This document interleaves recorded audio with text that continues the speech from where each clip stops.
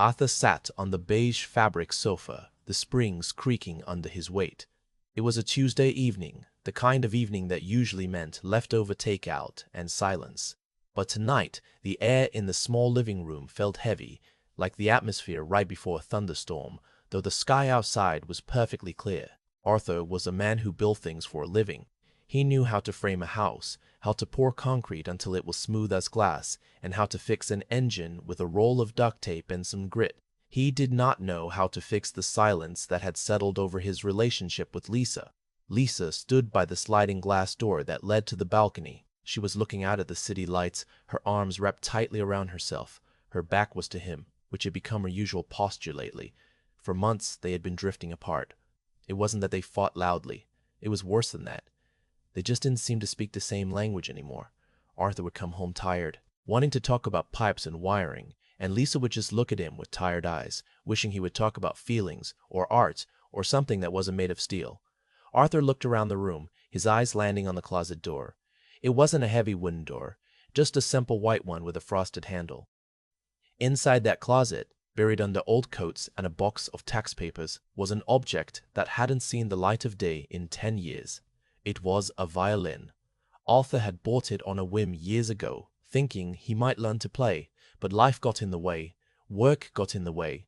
The instrument had sat gathering dust, forgotten. He stood up slowly. His knees popped a reminder of his physical job. He walked to the closet and opened it. The hinge squeaked, breaking the quiet in the room. Lisa didn't turn around. Arthur pushed aside the winter coats and found the black case. It felt lighter than he remembered. He carried it to the coffee table and unlatched the metal snaps. They made a sharp, clicking sound that finally made Lisa turn her head. She watched him, her expression unreadable, as he lifted the violin out. It was a cheap student model, the varnish chipped in places.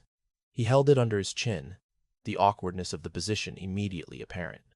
He found the bow, tightened the screw just like he had seen in videos, and rosined the horsehair. The dust from the rosin floated in the lamplight. "What are you doing?" Lisa asked. Her voice wasn't mean, just exhausted. Arthur didn't look at her. He focused on the strings. "I'm trying something," he mumbled. He drew the bow across the strings. The sound that came out was terrible. It was a screech, like a cat caught in a trap. It was jagged and harsh, the complete opposite of the beautiful music he heard in his head. He flinched and lowered the bow. His face flushed hot with embarrassment. He was a grown man, a man who could lift 100 pounds of drywall without sweating. But here he was, humiliated by a piece of wood and 4 strings. Lisa didn't laugh. She just sighed, a long, deep sound that seemed to come from her toes. She walked over to the armchair opposite him and sat down. She looked at the violin, then at his rough, calloused hands. Those hands were used to gripping hammers and wrenches, not delicate ebony bows. "You don't get it, do you?" she said softly. Arthur looked up, confused. "Get what?" "I don't want you to just make noise," Lisa said, leaning forward. Her eyes were glassy, like she was holding back tears. "I keep asking you to show me who you are. I keep asking you to show me you can be soft. But you keep trying to fix things with force. You think grabbing that violin makes you romantic? It doesn't. Not if you can't play it." Arthur felt a sting of defensiveness. "I just picked it up. I can learn." "Learn!" Lisa let out a short, humorless laugh. "Arthur, you quit everything that isn't easy. You quit the gym. You quit the diet. We were supposed to go to dance classes, and you quit after one time because you felt silly. You want to marry me, but you won't do the hard work. You won't do the emotional work." The word marry hung in the air between them. They had been engaged for 6 months, but the wedding planning had stalled. The date was a moving target, always pushed back. Arthur knew why. She was waiting for him to wake up. She was waiting for him to prove he was in this for the long haul. Arthur gripped the neck of the violin until his knuckles turned white. He looked at the woman he loved. He saw the disappointment etched in the lines around her mouth. He realized she wasn't just talking about the music. She was talking about his fear of being vulnerable, his fear of looking stupid, his fear of feeling things that couldn't be measured with a ruler. He wanted to tell her she was wrong. He wanted to list all the things he had done for her. He paid the bills. He fixed the car. He kept the roof over their heads. but he knew, deep down, that she was right. He was hiding. He used his job as an excuse to be hard, to be unfeeling. If he didn't feel, he couldn't get hurt, but in the process, he was hurting her. Lisa stood up, smoothing her shirt. She looked ready to leave the room, maybe even ready to pack a bag. The thought of her leaving sent a spike of panic through his chest. "Okay," Arthur said. His voice was raspy. Lisa paused, her hand on the back of the chair. "Okay, what?" "You want me to play?" Arthur said, lifting the instrument again. It felt clumsy in his hands, foreign and strange. "You said if I could show you I can do this. If I could show you I can do this. If I can show you I'm serious. You'd set a date. You'd marry me." Lisa looked at him for a long moment. She was testing him. She wanted to see if he would back down, if he would make a joke and put the violin back in the closet. She was waiting for the easy way out. "Yes," she said quietly. "Play the violin, and I'll marry you. But really play it, Arthur. Don't just make noise. Learn to make it sing. If you can do that, if you can stick with something hard, something that requires your soul and not just your muscles, then I'll know you're ready. Then I'll marry you." It was an impossible wager. He knew it. She knew it. He had no musical talent. He had zero time to practice with his job. His fingers were too stiff. But looking at her, seeing the distance between them, Arthur knew he had run out of options. He didn't smile. He didn't make a witty comeback. He simply nodded once, a sharp, decisive movement. "Deal," he said. Lisa stared at him, searching his face for any sign of doubt. She saw fear, yes, but she also saw a flash of something else, a determination she hadn't seen in years. She didn't say anything else. She just turned and walked into the kitchen, leaving him alone in the living room with the screeching, silent instrument. Arthur sat there for a long time. He looked at his left hand, the fingers rough and scarred. He pressed them down on the fingerboard. It hurt. The strings were tight, digging into his skin. He tried to form a chord. It buzzed. It sounded awful. He tried again and again. He didn't know if he could actually do it. He didn't know if he could actually do it. He didn't know if he had the talent to ever make the violin sing. But as he sat there in the dim light, struggling to press the strings down hard enough to make a clean note, he realized something important. For the first time in a long time, he wasn't thinking about concrete. He wasn't thinking about work. He was thinking about her. He was thinking about her. He was thinking about her. He was thinking about the sound of her laugh, the way she looked when she was happy, and the silence that had filled the space where that laugh used to be. He drew the bow again. Another screech. But he didn't stop. He kept playing one awful note after another, filling the apartment with the sound of his own imperfection, starting the long, hard journey to win her back. The first month was absolute torture. Arthur quickly realized that knowing how to hold a hammer did not help him know how to hold a bow. His fingers, which were strong enough to crush a soda can, were clumsy on the thin strings. The tips of his left fingers were soft and sensitive, not yet hardened into the calluses a violinist needed. Every time he pressed down, it felt like pressing a knife into his skin. He decided he couldn't practice in the living room anymore. The sound he made was too embarrassing. It wasn't music. It was noise. It sounded like a cat fighting with a blender. He saw Lisa wince every time he hit a wrong note, which was almost all the time. He didn't want to drive her further away, so he started taking his violin to work. At the construction site, the other guys thought he had lost his mind. During his lunch break, while they were eating sandwiches and checking their phones, Arthur would sit on a plastic bucket in the corner of the break room. He would take out the violin and saw away at the scales. "What are you doing, man?" one of his co-workers asked, laughing as he bit into an apple. "You trying to call the dogs home?" Arthur didn't laugh. He just kept scraping the bow across the strings. "It's for Lisa," he grunted. That usually shut them up. They knew Arthur was in a rough spot. They saw the sadness in his eyes when he talked about her. They didn't understand the music thing, but they understood wanting to fix a mistake. So they let him be. They just turned up the volume on the radio to drown him out. The days were long. Arthur would wake up before the sun, his body aching from the physical labor of the day before. But instead of resting his sore muscles, he would pick up the instrument. His wrist hurt from holding the bow at the wrong angle. His neck hurt from clamping the violin against his collarbone. He felt like a giant trying to thread a needle. Everything about him was too big, too loud, too rough for this delicate instrument. At home, the atmosphere was cold. Lisa was polite, but distant. She would cook dinner and set a plate for him, but they didn't talk much. She would watch TV with the volume low, glancing over at him occasionally. Arthur knew she was waiting for him to quit. That was what he always did. He was the king of big ideas that never lasted. He had once tried to learn Spanish and quit after 3 days. He tried to run a marathon and quit after a mile. She expected this to be another phase. She expected him to throw the violin in the trash and say, "I tried, it's too hard." And honestly, Arthur wanted to. Every night he wanted to smash the violin against the wall. It was frustrating. He could build an entire house in a week, but he couldn't play a simple scale without it sounding screechy after a month. One Saturday, Arthur decided he needed to get out of the house. The walls were closing in on him. He took his violin and went to the local park. It was a sunny day with a gentle breeze blowing through the trees. He found a bench near the back, away from the playground where kids were shouting. He thought he could hide there and make his mistakes in private. He closed his eyes and tried to play a melody. It was a simple folk song he remembered from childhood, but it came out jagged and uneven. He sounded terrible. He felt foolish. A grown man in work boots and dirty jeans, struggling to play a toy instrument. He felt like everyone was watching him, judging him. He was just about to pack up and leave when he heard a voice. "You're holding the bow too tight," an old man said.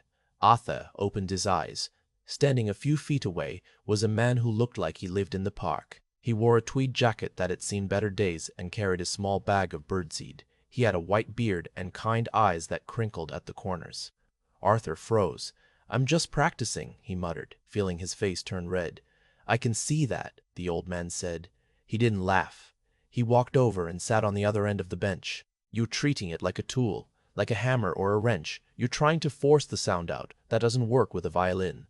Arthur looked down at his hands. His knuckles were white from gripping the bow so hard. "I don't know how else to do it," he admitted. "I'm a builder. I build things. I don't do this." The man smiled gently. "Music isn't built, son. It's revealed. You have to listen to the wood. You have to find the silence between the notes." Arthur didn't really understand, but he nodded. "I'm doing this for a bet," he blurted out. He didn't know why he was telling a stranger his problems, but he needed to let it out.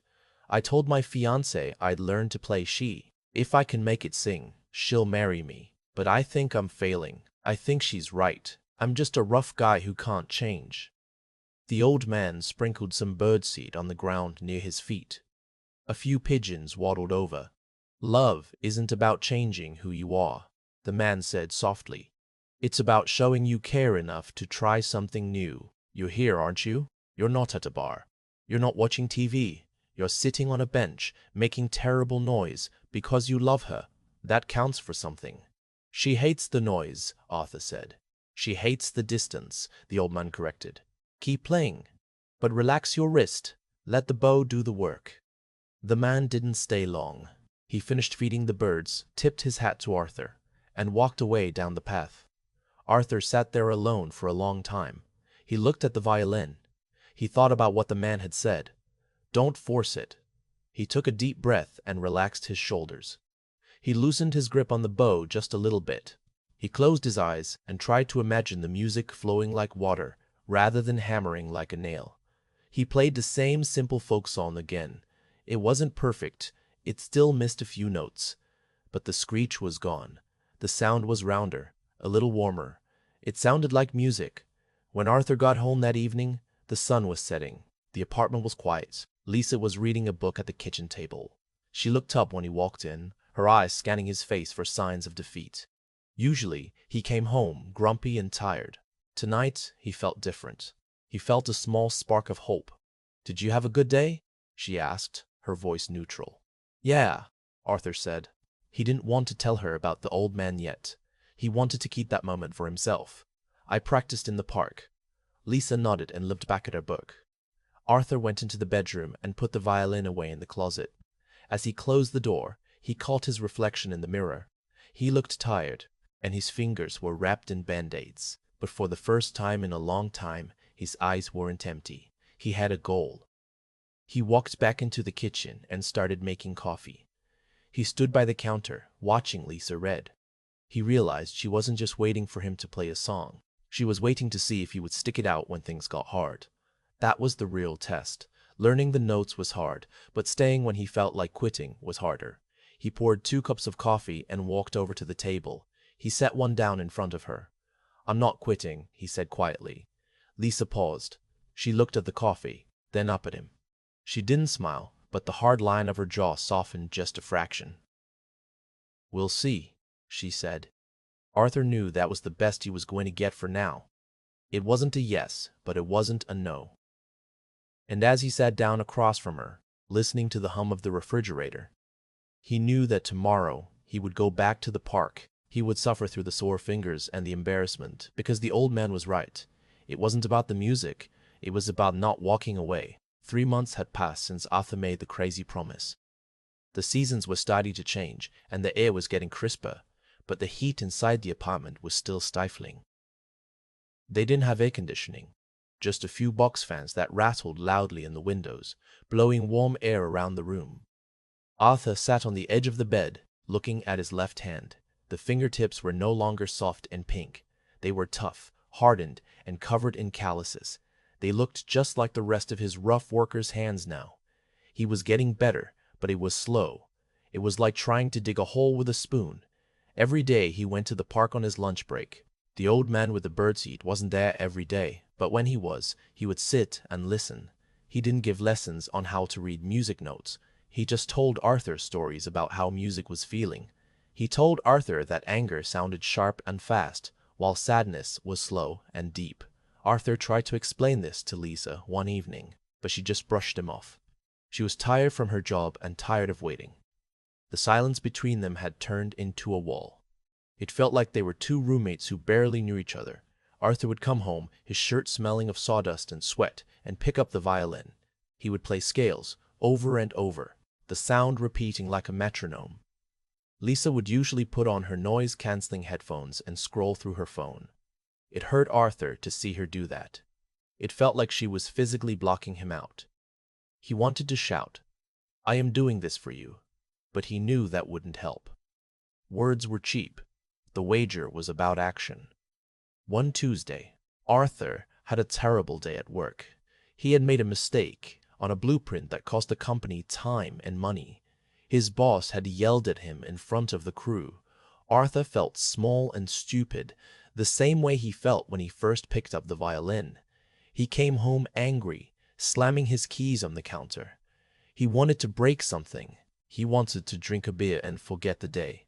He went to the closet to put away his jacket. The violin case was sitting there. He looked at it. He didn't want to play. He wanted to quit. Who was he kidding? He was a construction worker, not a musician. Lisa was right. He was just going to embarrass himself, and then she would leave anyway. But then he remembered the look on her face when she issued the challenge, the disappointment, the longing for him to be something more. He sighed, picked up the case, and walked out to the living room. Lisa was on the balcony, watering the plants. The sliding glass door was open, but the screen was shut. Arthur didn't go out there. He stood in the middle of the living room floor. He didn't want to play the exercises today. They felt too mechanical, too much like work. He wanted to play something real. He remembered a song his mother used to hum to him when he was a little boy. He didn't know the name of it, but he knew the melody. It was a simple old tune. He closed his eyes. He tried to forget about his angry boss. He tried to forget about the wall between him and Lisa. He thought about the feeling of missing someone who was right next to you. He thought about how much he loved her and how scared he was of losing her. He let those feelings fill his chest, heavy and aching. He lifted the bow. He didn't grip it tight like a weapon. He held it loosely, like a bird he didn't want to crush. He brought it down on the strings. The first note was shaky. But then, something strange happened. The sound that came out wasn't a screech.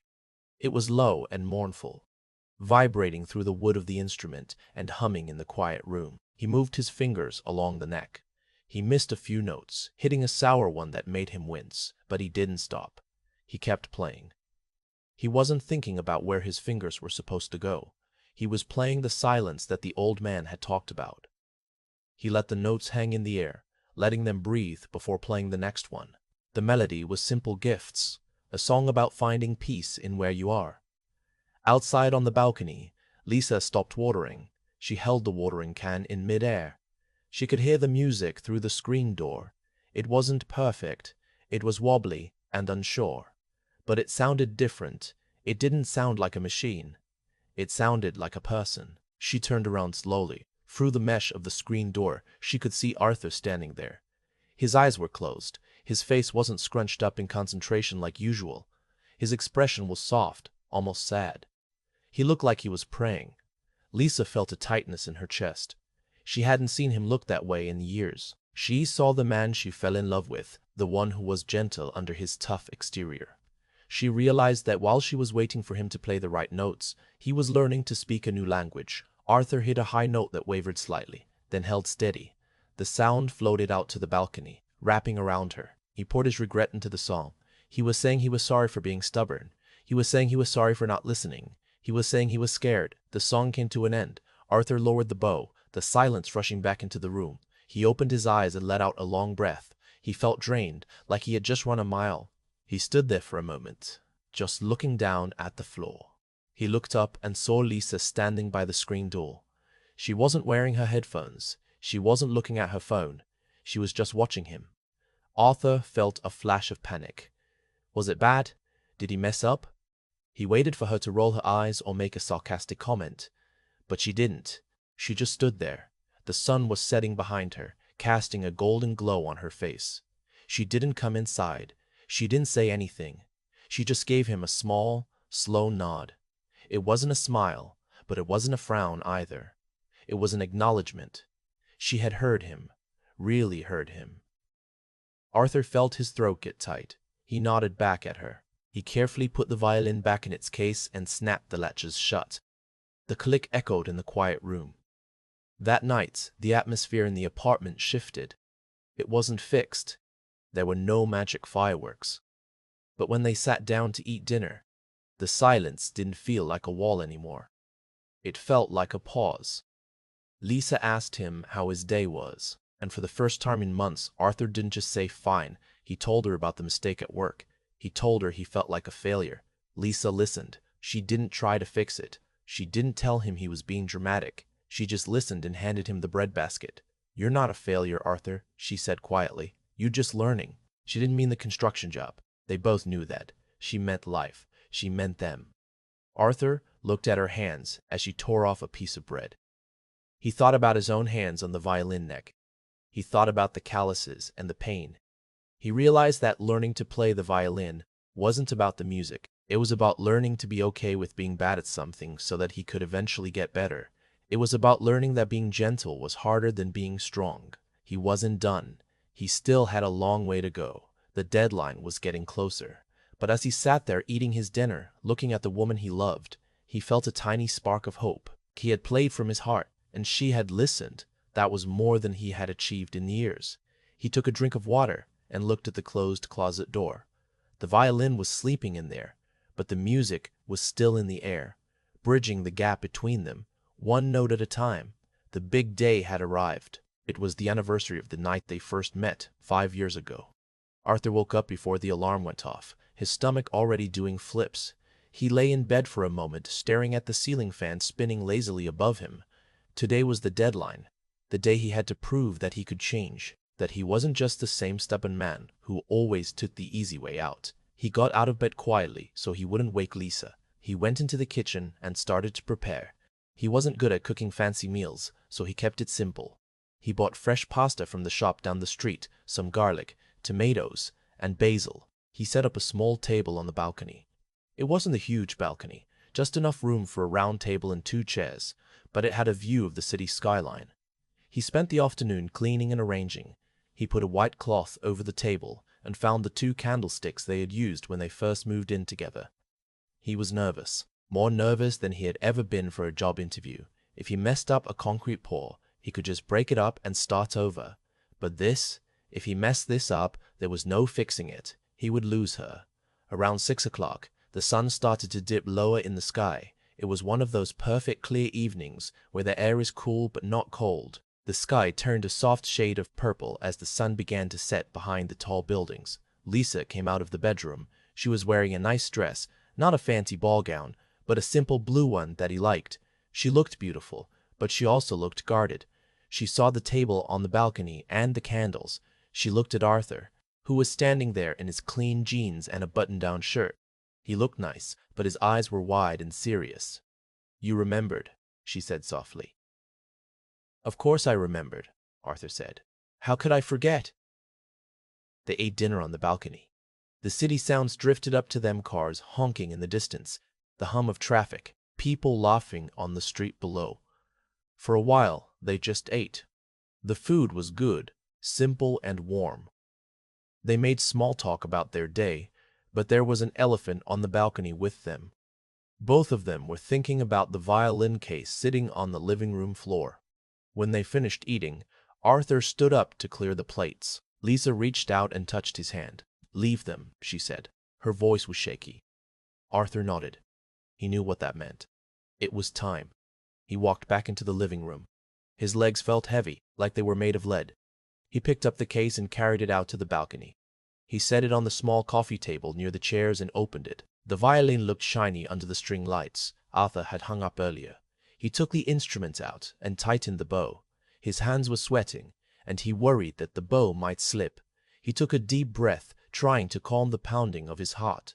He looked at Lisa. She was sitting with her hands in her lap, watching his every move. Her face was pale in the candlelight.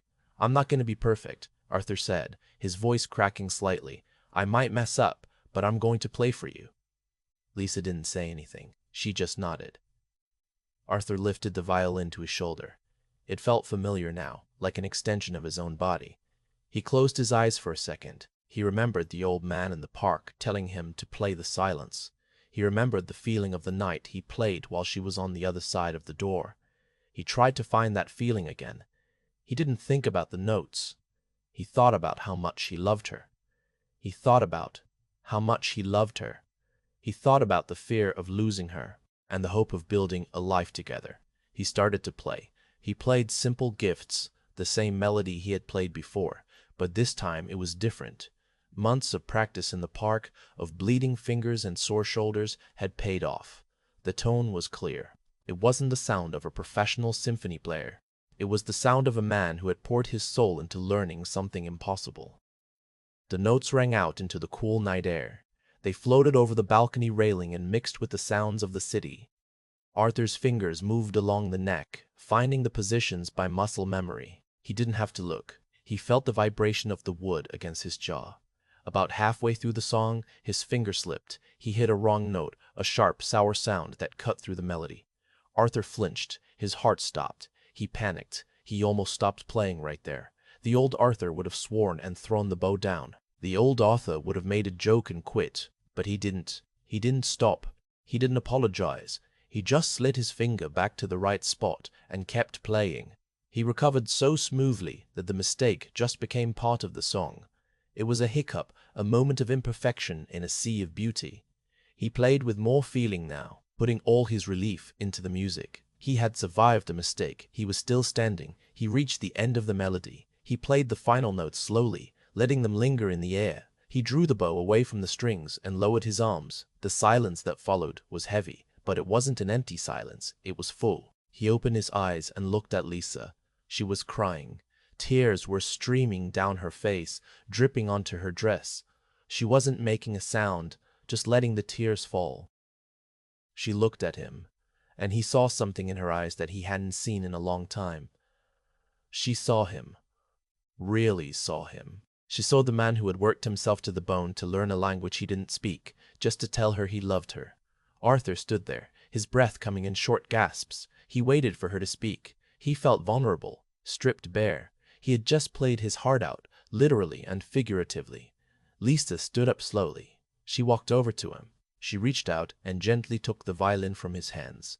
She set it down on the table with great care, as if it were made of gold. Then she turned back to him. She took his rough, scarred hands in hers.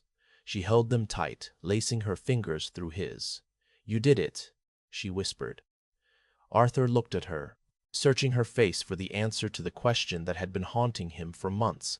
"So," he asked, his voice barely a whisper, Is that a yes? Will you marry me? Lisa looked at their hands joined together. She looked at the violin, then back at his eyes. A small, sad smile touched her lips. I don't need you to play the violin to marry you, Arthur, she said softly. I never needed the music. That was never the point. Arthur frowned, confused. But you said. I know what I said, she interrupted gently. I made that challenge because I wanted to see if you could hear me. I wanted to see if you could hear me. I wanted to see if you could care about something that wasn't made of steel. You thought I wanted a concert, but I just wanted you to learn how to listen. She squeezed his hands tighter. I'm not marrying you because you can play that song. Anybody can learn notes if they try hard enough. I'm marrying you because you finally stopped trying to fix us with tools. You finally stopped trying to be the boss of everything. You learned to be soft. You learned to keep going even when you messed up that note in the middle. Arthur blinked. He felt the weight of her words sinking in. It was never about the music. It was about the effort. It was about the vulnerability. When you messed up and you kept playing, Lisa's voice cracked. That was when I knew. That was when I knew you had changed. She stepped closer to him, wrapping her arms around his waist. She rested her head on his chest. Arthur hesitated for a split second, then wrapped his arms around her, holding her close.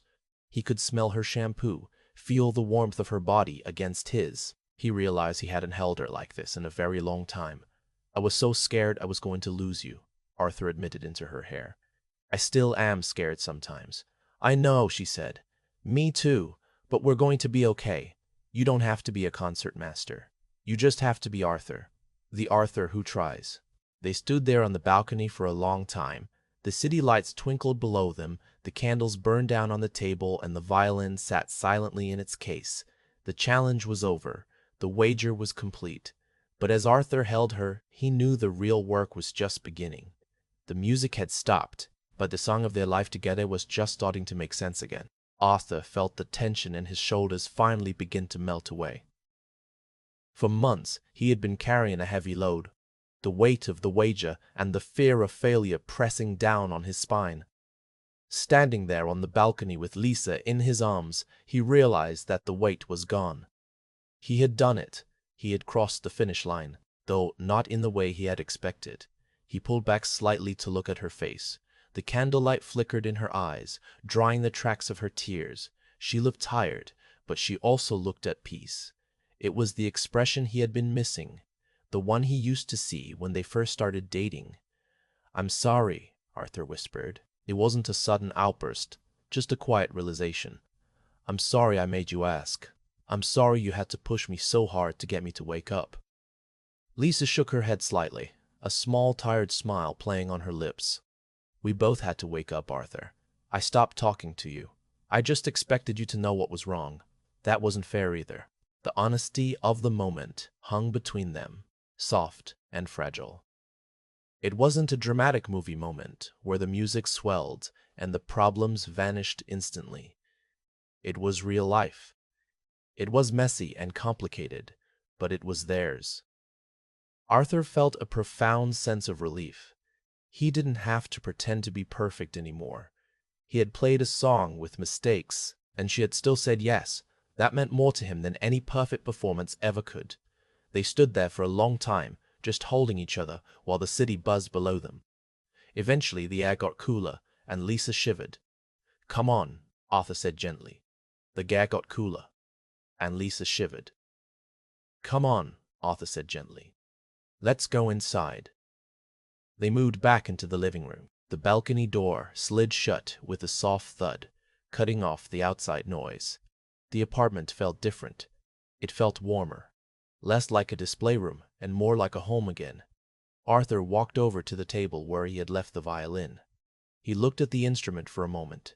It was just wood and strings, a tool that had helped him break down the wall he had built around himself. He opened the case and placed the violin inside. He treated it with respect, but he didn't treat it like a holy relic anymore. It was just a part of his life now, like his hammer or his coffee mug. He snapped the latches shut. What are you going to do with it? Lisa asked from the sofa. She was tucking her legs underneath her, watching him. I don't know, Arthur said honestly. He walked over and sat down next to her. I think I'll keep playing. The old man in the park says I have a lot to learn. I think I'll keep playing. The old man in the park says I have a lot to learn. I think he's right. I'd like that, Lisa said. But maybe not scales at 7 in the morning. Arthur laughed. It was a real laugh, deep and rumbling in his chest. Deal. No scales before breakfast. They sat in silence for a few minutes. It wasn't the uncomfortable silence of the last few months. It was a companionable silence of the last few months.